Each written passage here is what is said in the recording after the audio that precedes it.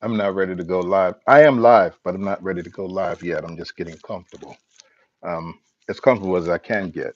Um, so for those of you watching me, I'm not ready to go into tonight's topic, which I had to change at the last minute, but because I didn't do enough research on the topic I wanted to present tonight. I'll do that next Tuesday night. But it's still a good topic, and it's one that when you pick it apart, it'll give you something to think about. Um, And that topic is addictive behaviors or addiction and behaviors, any way you want to see it. Um, so tonight's topic, first let me introduce, since I guess we might as well get started. I'm Uncle Tommy, and this is Uncle Tommy Talks. It is a sister, it is a break-off program from 50 Shades of Red podcast that my niece and Solomon created, Naomi Minhas and Solomon. Um, thank you all for tuning in. Thank you all for listening. My topic tonight is addiction and behavior or addictive behavior. Um, to put it in to put it in a definition for myself, addiction is something I think people do on a basis where it's constant, but so by society's judgment, a lot of times addictive behavior is something that if it's overwhelming and it affects society, then we consider that behavior problematic. I have a list here, and and for some of the research that I've done, why I chose this topic. First of all, is that I was doing a lot of research watching court cases on YouTube, and I would see a lot of people convicted of certain crimes and things that said, well, because I did this, or because I was listening to a lot of this and doing a lot of this, it was influential. Therefore, I acted on it, and this is why I'm in court today, or this is why I hurt this person, this is why this person died, and I took this person's life, that kind of thing. Um, so that made me curious. Addiction to behavior, it has ambiguity. Um, in this country, we think when you hear addiction, we right away think of drugs and alcohol, which we should. And the reason for that being is drugs and alcohol addiction are probably two of the primary addictive behaviors that have negative repercussions. The drunk driver who takes the life of individuals because they were drinking, driving their car out of control and not being in the right frame of mind, and someone suffers. This is why we have the mad groups and things like that, or the addict who takes either illegal or legal drugs excessively that they're also not in the right frame of mind, which made me ponder the thought: is when we're in an addictive behavior, whether it be drugs or alcohol, or whether it be something else, is addictive behavior taking us out of the right frame of mind when we do it? Um,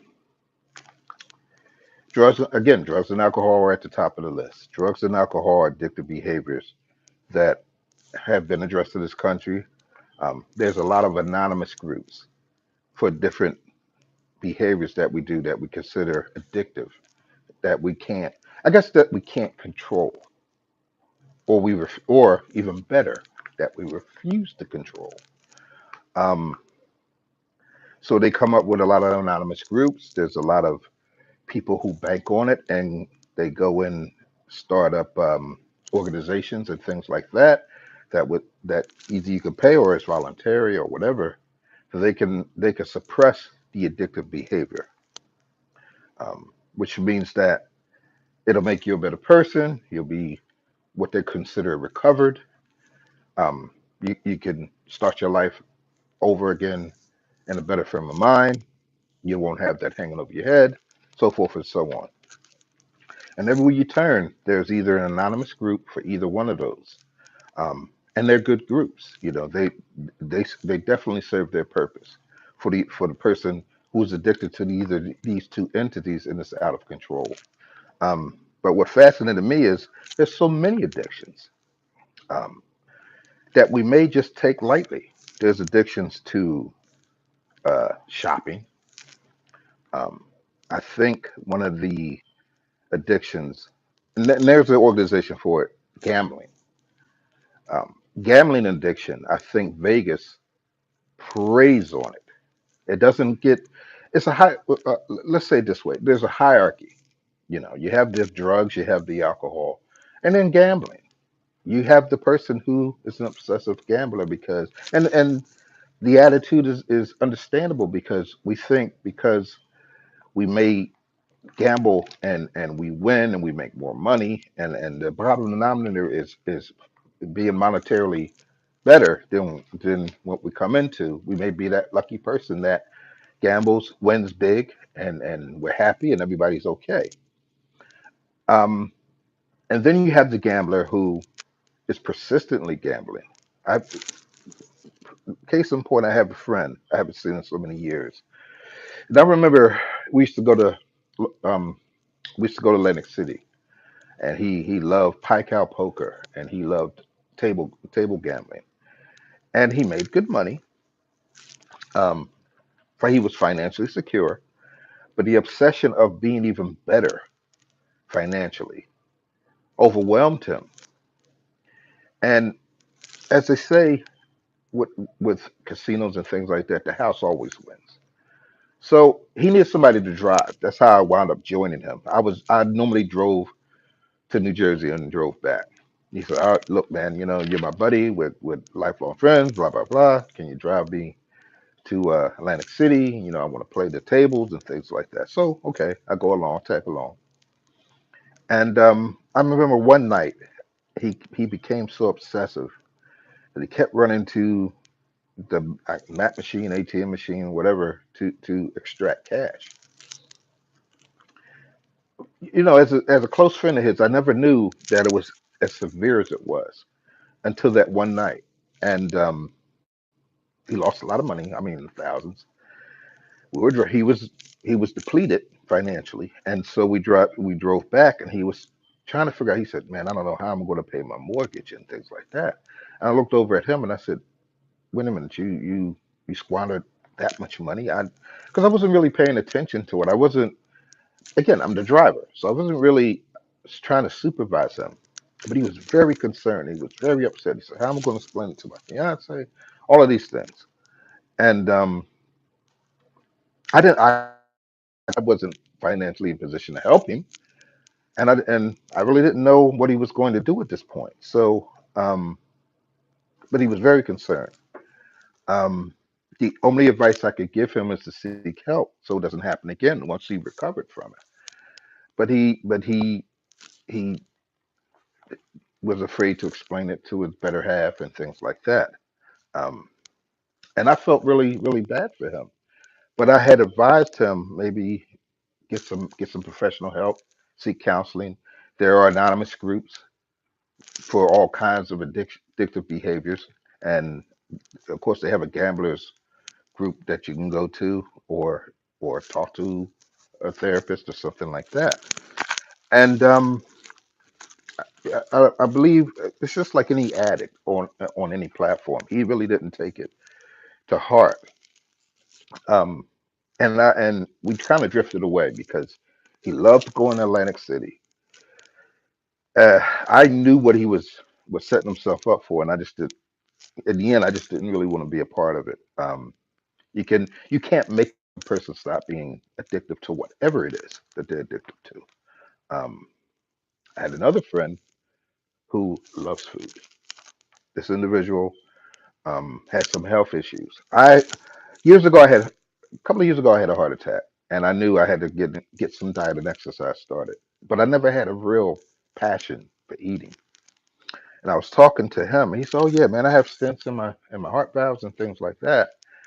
Um, when they get clogged, I just go get them cleaned out." I said, what do you mean get them cleaned out?" He said, "You know, I can't stop eating this, I can't stop eating that, I can't stop doing this."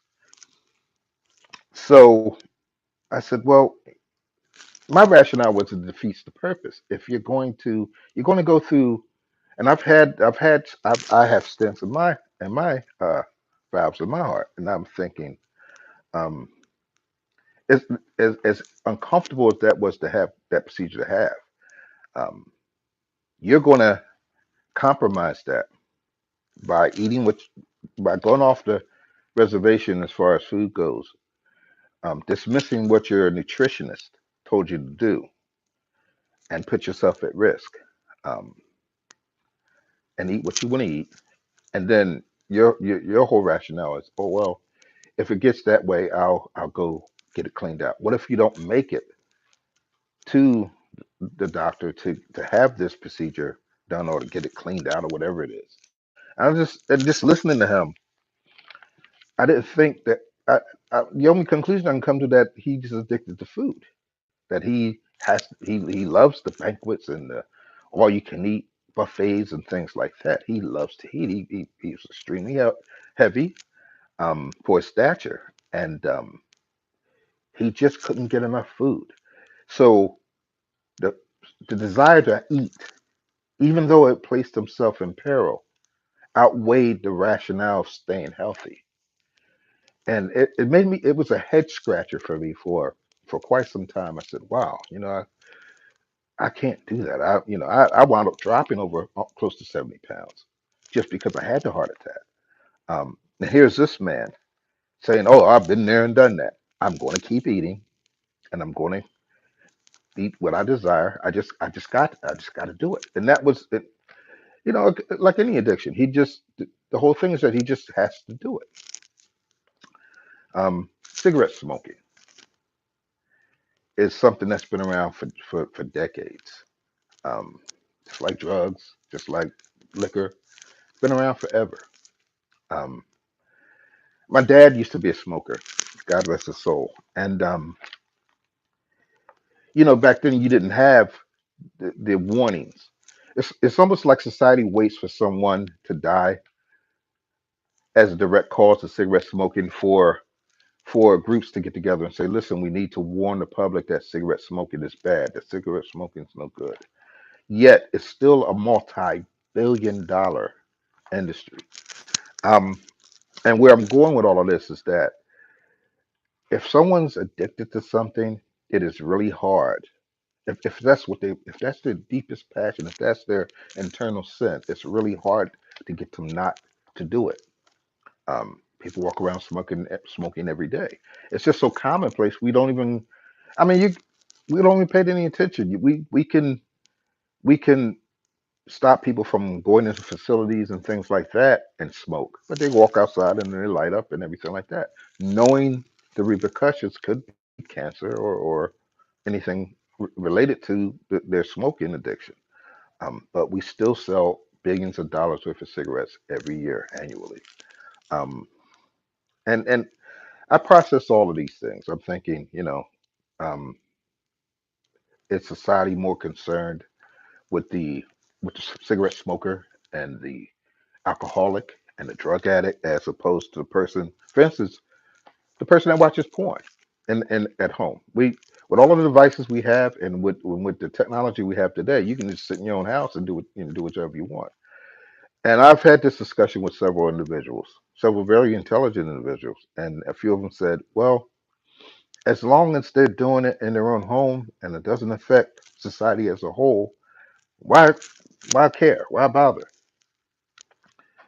But in watching some of these cases, especially rape cases, you hear these individuals talking about, "Oh, I was addicted to this, and this is what," and their lawyers making an argument to say this is why they did it. It's because they're obsessed with porn. So I went out and I wanted the real thing, and whether someone offered it to them or whether they, in this instance, they decided to just, I'm going to take it, and it's a crime committed.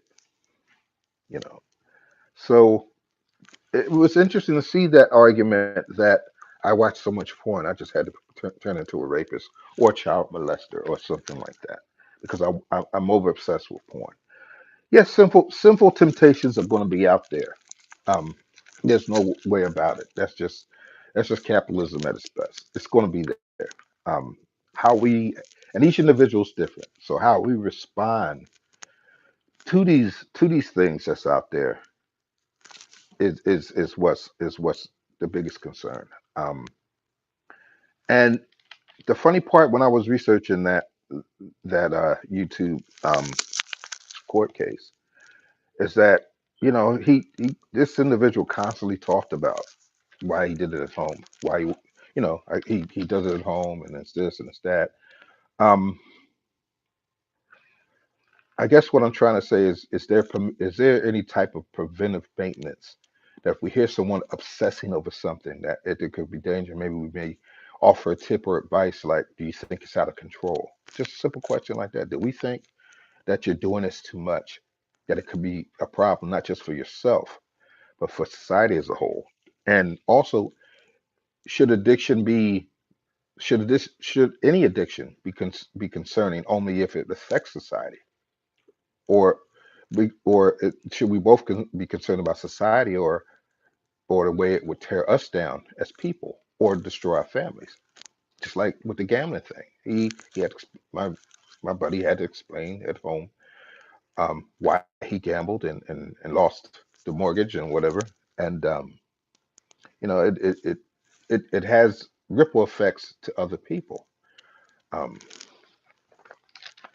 some of the thing and some of the thing I shared with some individuals, we were going over we were going over a lot of things. Um, Drug addiction, alcohol addiction. Um, I had a he shared something with me. He had a lady friend who her addiction was traveling. When people hear that, they're like, "Well, look, she worked hard. She should travel if she wants to. There's no issue to that. Why can't she? If traveling is her twist, why can't she enjoy traveling?" But the problem was that she was so addicted to going to the islands and things like that she didn't take care of her home responsibilities. And from according to him, when she arrived home from traveling, there was a notice on her door, an eviction notice. And now she's like, "What am I going to do?" So I was luckily introduced to this woman, and we sat and we talked. And I said, "Yeah, I do a lot of psychological work and things like that. I talk to people about counseling that helps is therapeutic on both ends, and so forth and so on." And I said, "I got to ask you, you know, I mean, this didn't happen overnight." And she was honest. She said, "Look, I love getting away from home." I said, and I interjected and said, "To the point that you're now losing your home." And she said, "Yes." And I said, "Well, what's the motivation? Why do it?" And she said, I like going out and I like going." And she broke down several several reasons why she likes going to exotic places. And I said, "At all costs? And you have a family, you have children and all this?" And she said, "Yeah, I have to do it. I gotta, it's something about getting on a plane or getting on a boat she has to do." And why I'm expressing that to you guys that's watching this is that you hear about the standard, if there is a standard um, addiction, the addictive behaviors. You hear something that you normally don't hear all of the time. Person addicted to traveling. But they were addicted to the point that it it it caused their lifestyle and the security to be compromised. And I was like, wow, I've never heard a person um, travel to the point that they lose their own dwellings and things like that. And in listening to stories similar to this, it opened it gave me it opened my eyes to a point where addiction itself can be toxic. Even if it doesn't affect society, it may affect us as the individual.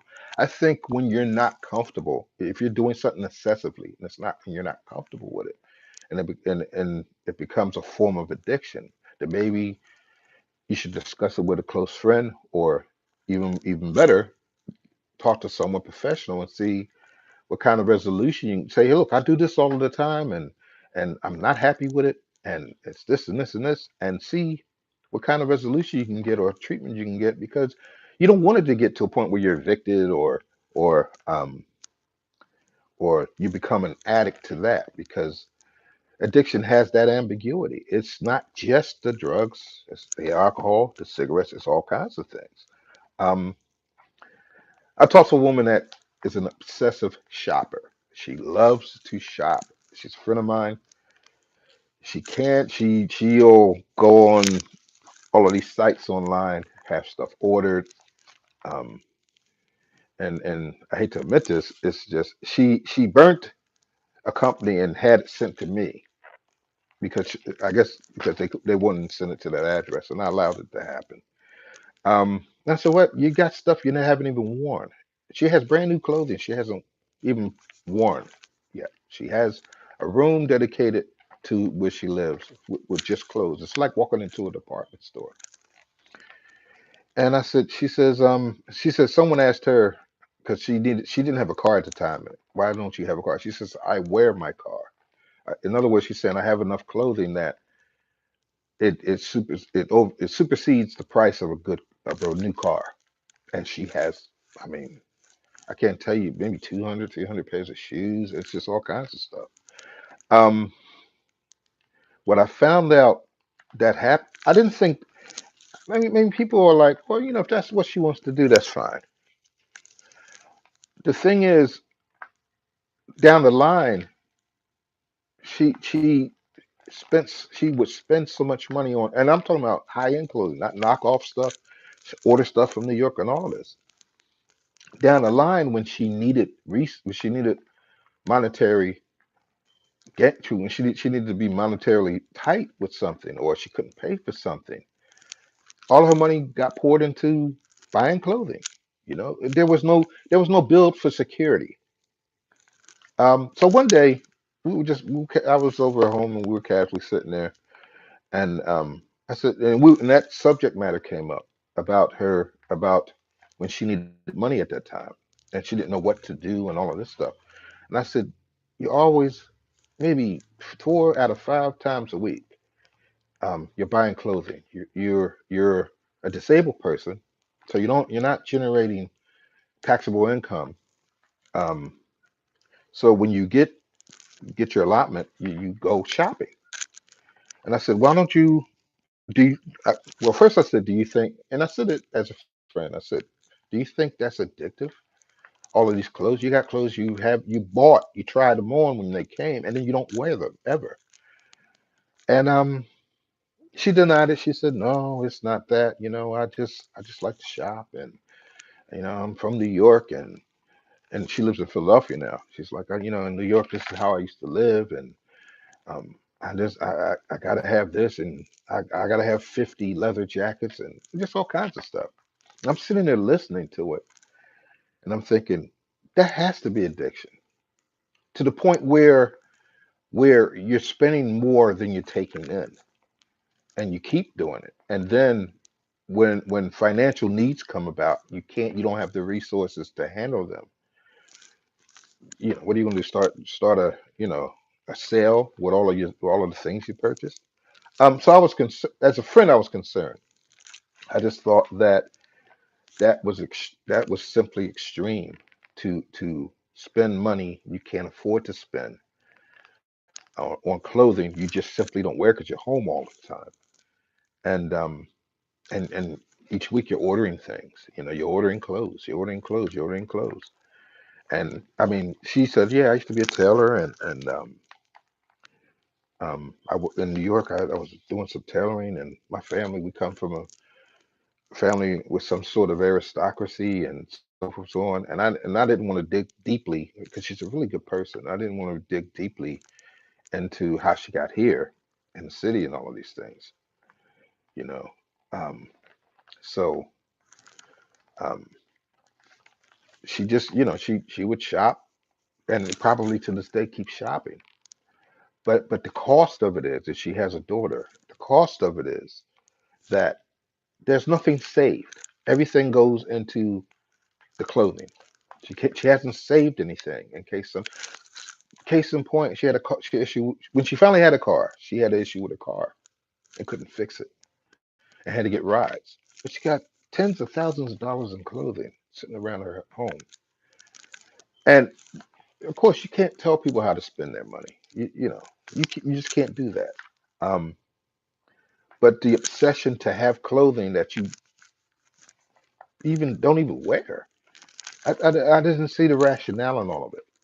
But I did see the addiction in all of it. Rather, you want to, like any addict, a lot of addicts don't admit they're addicted to something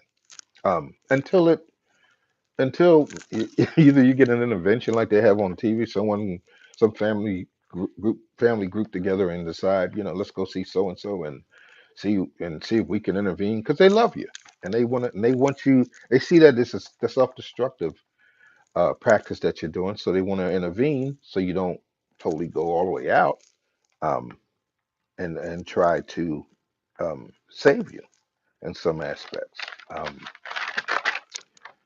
Let me see what I have here. But I was just jotting, you guys. I was just jotting some stuff down. I'm really unprepared. Eating was one of the biggest things that concerned me. Um, I was in accounts. I was in. I guess I was doing an internship in a counseling group, and there was a lot of heavy people. And I brought up the topic and offended some people about eating habits. And I explained about my heart attack and things like that, and how I had to diet and change my diet and attitude about eating to save my life. And there was a few heavy people there, and they just decided um, eating wasn't addictive. Um, Although they constantly talked about it, and a few of them, was talking about how they have the cholesterol, high blood, and the diabetes, and all of the horrible things that come along with obesity. Um, but they would never give up this and never give up that because in the conversation I was mentioning, well, maybe a lifestyle change may help thwart a lot of those health issues, and you'll feel better, you'll look better, and so forth and so on. And they looked at me as if I was cursing them out or something. They were looking at me in the light of, you know, it's food. I like to eat, and I'm going to eat. And I guess you kick to the curb the health aspects of it.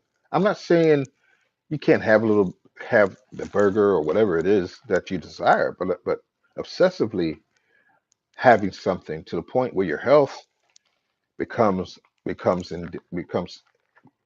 it gets in danger. It's something else. We've all seen the programs with the person that's 1,000 pounds and they're on TV and they're eating 2 packs of bacon for breakfast and a dozen eggs and all of these things. That's addiction, you know? And they're totally oblivious to the fact that they could die from that. And that's the thing. And, even it's one thing, one word. I'll use one word that we probably don't even pay attention to when we in discussing addiction, and that's the stress that it puts us through.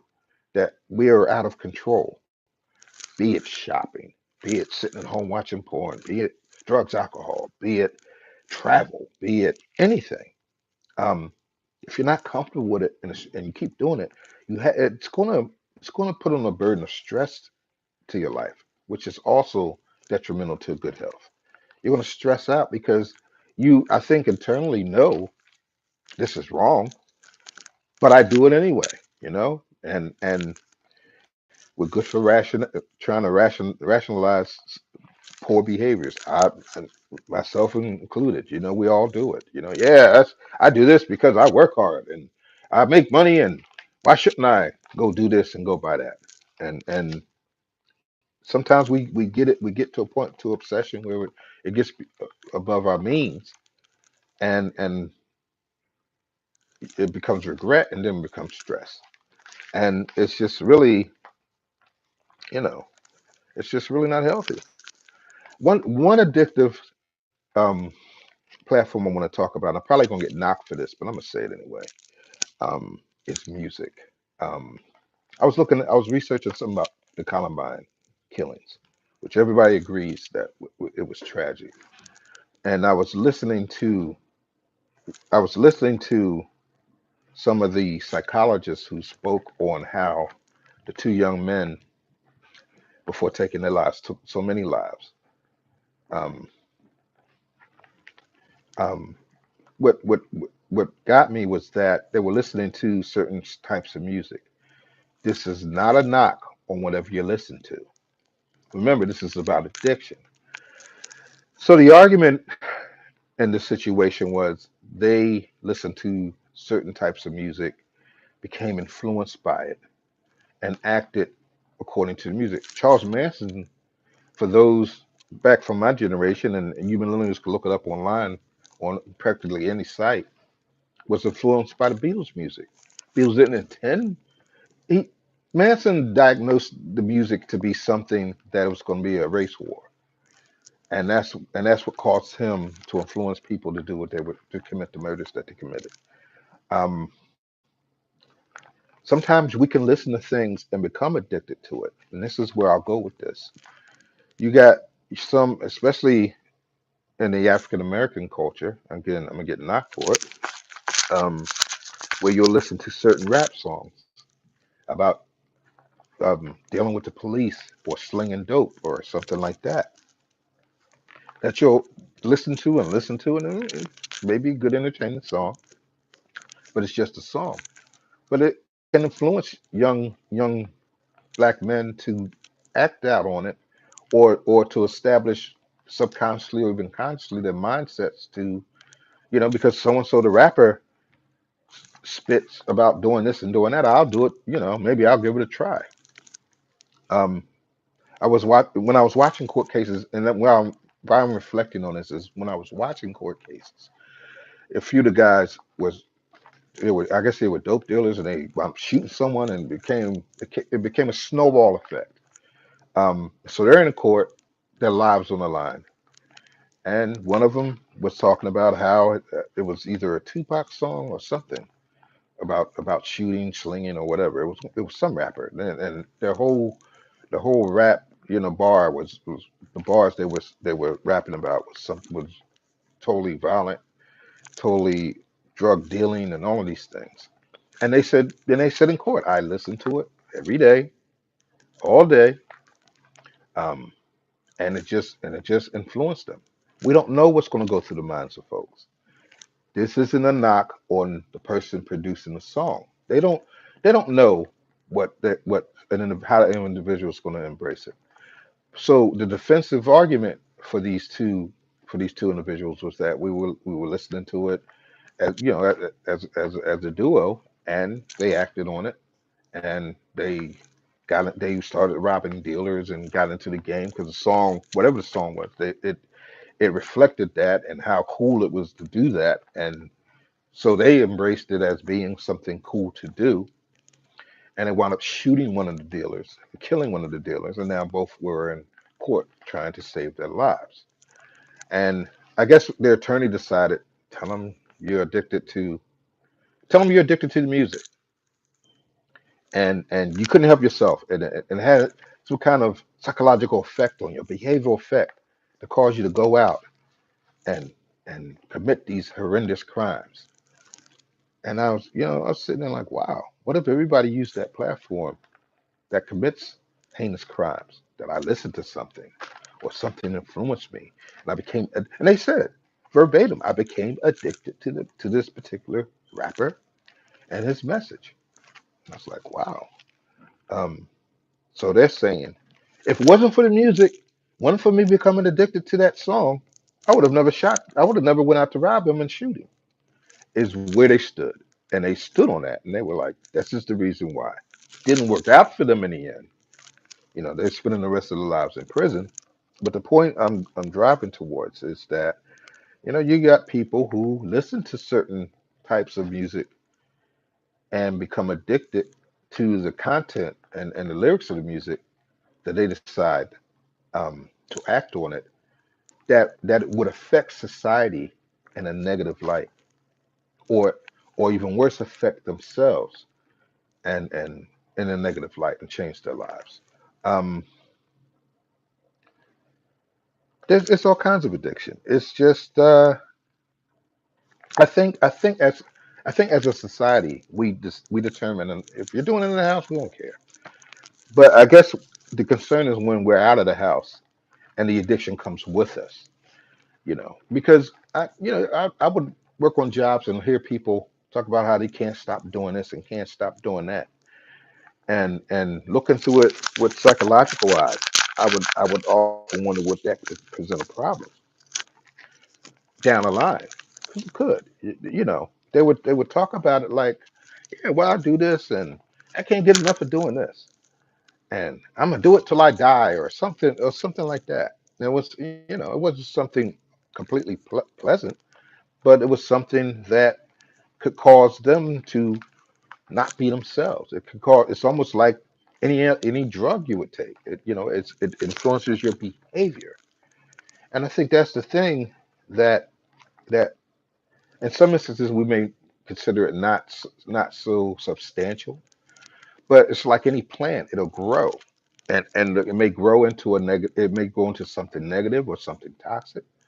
Um, my whole disposition is if you're doing something consistently that you're totally just, and I said it earlier, if you're just really not happy with doing it, and you think maybe it's wrong or it's obsessive, more than likely that's what it is. It's obsessive and it's just wrong, and um, or you're doing too much of it, and you're gonna get the person that interjects that always says, like say money, um, because the old saying is too much of anything isn't good for you. And then I remember I was with a group of people, and I remember one guy said that we were talking about a similar topic, and then one guy said it. Another guy said, "Well, you never can have too much money." I'm like, well, okay. I've never had a lot of money, so I don't really know how to react to that. I'm thinking, but he was saying, I'm addicted to money, and I'm thinking, well, if those who are addicted to money sometimes will do anything to get it. They may rob, steal, um, family, from friends, from the bank down the street, wherever. Sell narcotics, whatever. If you're addicted to money, sometimes you'll cross lines that you never thought you would cross. And I mean, this guy, so I had to ask him, and me thinking like that, I said, "Would you do anything to get?" And I had to put a dollar amount on it so that way he could kind of grasp where I was going with this. I said, "Would you do anything to get $1 million or something like that? If you knew there was an angle to get it, would you?" And he's like, "Hell yeah!" And I'm thinking, "Would you hurt someone to do it?" And he, without missing a beat, said, "If I had to, man, it's survival of the fittest or something, some kind of phrase he said similar to that." I said, "So you would put someone's life in jeopardy to increase your monetary gain?" And yeah, he was like, "Yeah, I'd do it." Without blinking an eye, he said, "Sure." He said that he's the haves and the have-nots, and I agree that society's gearing towards the haves and the have-nots, which is scary in itself because the have-nots may have that same mindset this guy was talking about and decide, I need to survive, I need money, and but surviving is one thing, obsession and just outright greed is something totally different. And he's I love money and this and I'll do whatever it takes to get it and so forth and so forth.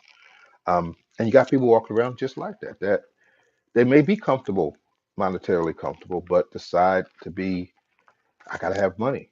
Um, Not to put her on blast, but a person I work with will go to extremes to get money. Um, Again, we throw stress and the aggravation part of it out the door because we're looking for that goal of getting ahead. And then you have to ask yourself, is it worth your health and well-being on some levels, especially if you're comfortable. You're comfortable, but you're just obsessively chasing dollars. Um, or why do it? Why put your health and well-being at jeopardy? But people do it all the time.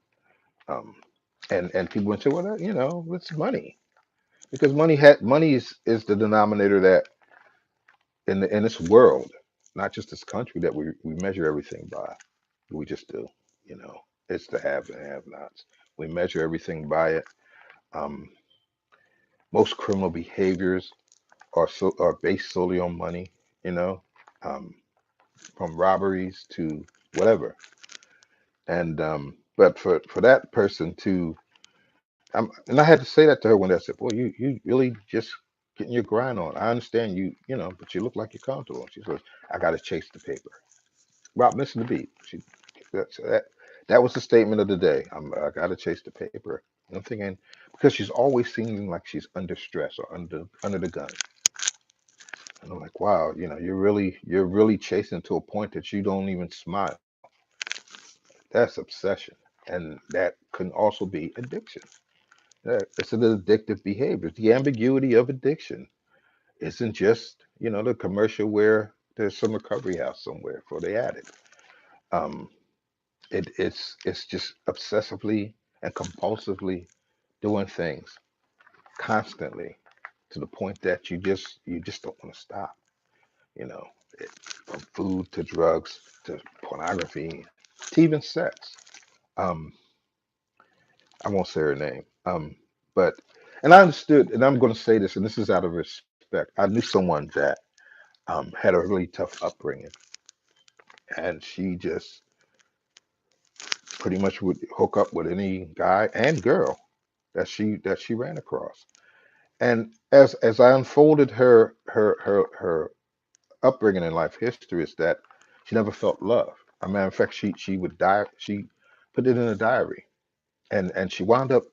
We were friends, and she wound up leaving her diary. She wound up moving on, and she was talking about how she never felt love in her family, and she would- and so what she would do, I guess, is hook up with someone, and I guess trying to feel some sort of want, some sort of love. Even most of the people she hooked up with wanted her for sexual purposes. They didn't outright love her, but in her diary, she felt betrayal because they didn't tell her they loved her. But it was like a lot of one night stands. It was just maybe brief encounters and things like that.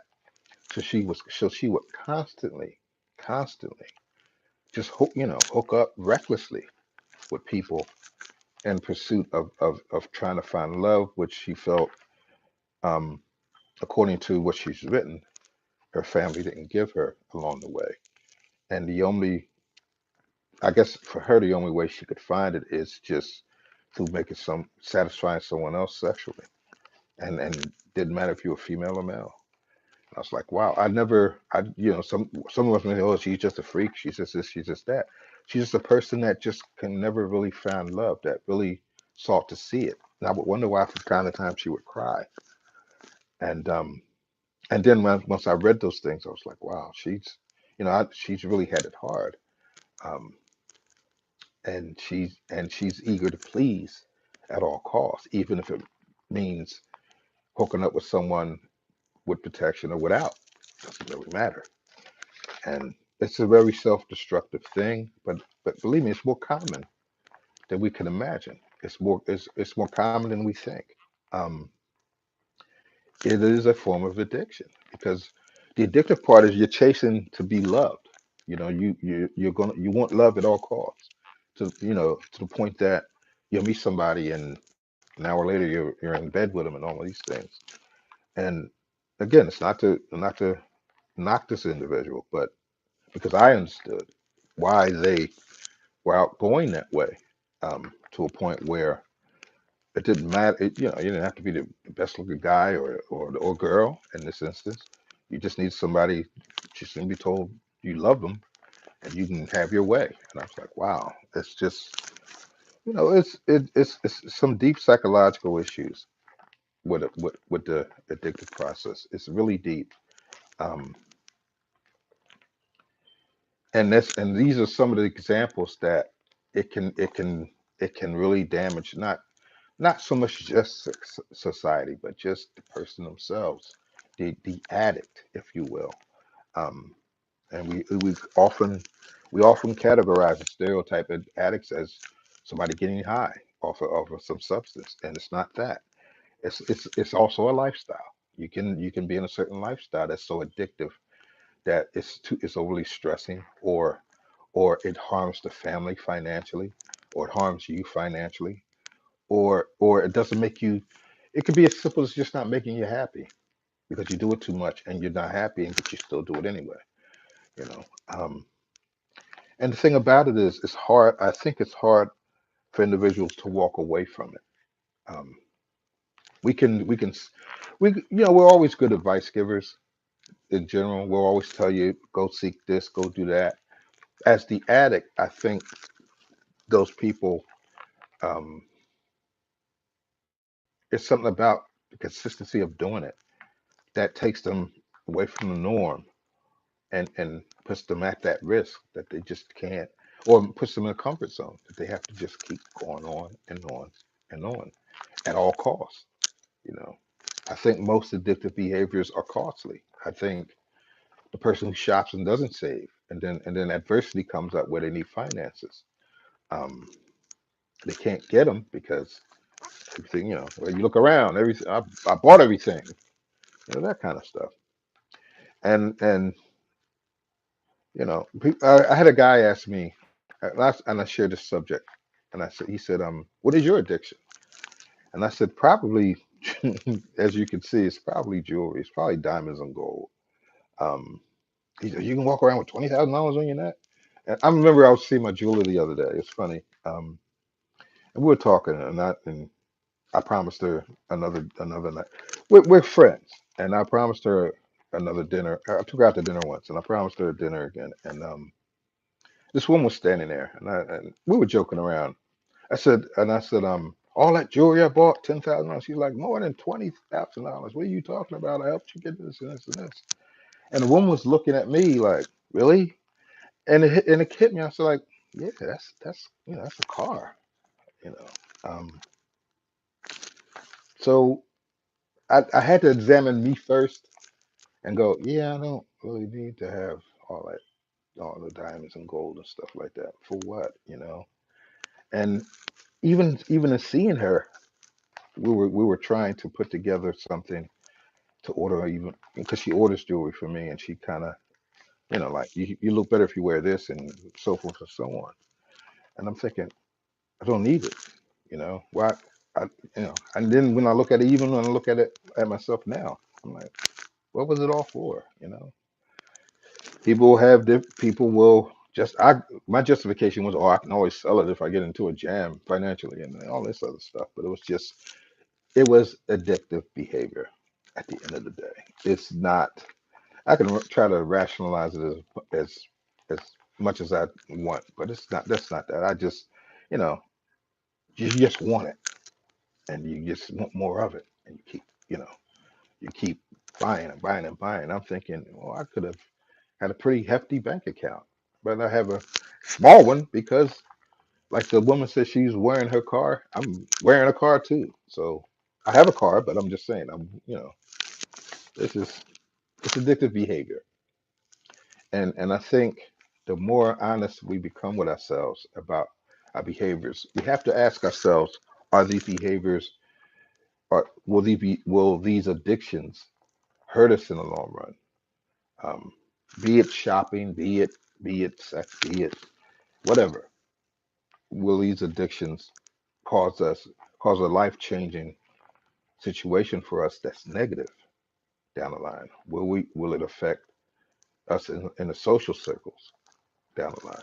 Um, Will it affect our harmony, our life harmony? Will it affect our health and stress? You know, I think those are some of the subtopics that with any addiction, whether it's watching movies all day or whatever, whether how does it affect us behaviorally, and are we comfortable with it? And you'll have people that'll say, yeah, I'm happy doing it. I don't care, you know. But addiction makes us one dimensional because we are hooked into whatever the addiction is, good, bad, or indifferent. We're hooked into it, or it wouldn't be addiction. And we have to ask ourselves: is this something that we're comfortable doing? And is it what kind of value do we extract from it, and so forth and so on? Um, and is it healthy? And if it festers, does it become a problem later on? Not just for us, but it's in people in society. So. Um, Addiction and behavior. Not just not it's not just your brain on drugs and all this other stuff. It's our lifestyles, our personalities, it's our how it affects ripples into our family circles, the wife, the boyfriend, girlfriend, the brother, sister, children. You know, who our behaviors always affect, positive or negative. It affects other people. Whatever we do, it does. That it's just life. It's just like being life. Um, I think addiction compounds that. Um, and if we're not careful, it'll overwhelm us just like it does with the addict or the person who drinks just too much or anything. Um, just because there are two capital addictions. But I mean, there's so many others that we really need to wrangle and get under control. Um, and of course you're going to get that person that comes and injects, like I said earlier, that comes and injects. Well, if it's not hurting anybody, if they can afford it, there's always the rationality. If you can afford it, if you can do this, if you know, if you want to wear $20,000 worth of jewelry and you can afford it, go ahead and do it. Doesn't make it smart. Doesn't mean that it's a smart thing to do. Um, because life's going to throw us curves until we're deep in the ground. It's gonna it's gonna it's gonna mess with our heads, or we're gonna have regrets down the line. We're gonna say, well, maybe I should have turned right then left. Um, we could call it investments. We can call it anything else, but we need to call it what it really is, and that's addiction. We need to call it an out of control behavior. And like someone popped up and said, could it be a sickness? Could it be a disease? I think it's a behavior. I think it is simply that. I think because at that point that we keep doing it, it doesn't have if it doesn't have a overall negative repercussion, we tend to just keep going on and on until and then after a while, even if it does, we become conditioned. I don't think it's more sickness than it is conditioning. You do something so often, you're conditioned to doing. You, you drive for so many years, you're conditioned to get in the car and just drive. You don't even give it a second thought. Riding a bike, you don't give it a second thought. It's conditioning because you know how to do it now. Swimming or whatever it is, it's conditioning. I think once we're conditioned to do something, um, it becomes except with addictive behavior, it becomes obsession and compulsion. We're compulsive and obsessed to do it. You can say it's a sickness. I beg to differ. I believe that it's just simply a choice to do something over and beyond what we need to do it at, what we need to keep doing it as, and we do it anyway. Um, and it's the irrationalization that, well, as long as I'm not hurting anyone, I'm not doing this and I'm doing that, it's okay. I'll do it. That type of thing. But but I think my whole message is we need to identify these types of things early, just like we would a person getting drinking or anything else. We need to identify it early within ourselves, or if we're friends of people that obsess over certain things and we don't think that and we ourselves don't think that it's healthy, as on a friendship level, just address them and say, you're doing that a lot. What's going on? You don't mean to pry, but if you care about folks, you don't want to see their lives change for the worse because of whatever addictive behavior is going on with them. Um, and I'll wrap it up with this. I worked with a guy who collected guns, and he was addicted to firearms. And it's not a knock on the NRA and all of that. It's just he loved weapons, and so he ran into somebody that had mutual interest, and I guess that person decided whatever you have, I now want, and murdered him. And when I found that out at that time, I was like, wow, he was really. And then some people say, well, if he never messed with guns, this would never have happened. But you never know. But I get it. His whole thing was He loved firearms. He embraced having them, and it was just he said it was just something about having a gun that he loved. Um, and sometimes your addiction can take you to the grave. Um, and I mean, he had a lot of them. And the guy that shot him wanted to rob him and take what he had to sell. So, um, addiction and behavior, addictive behavior. Um, in the end, it needs to really be managed for whatever reason. Shopping, good, bad, and different, it needs to be managed.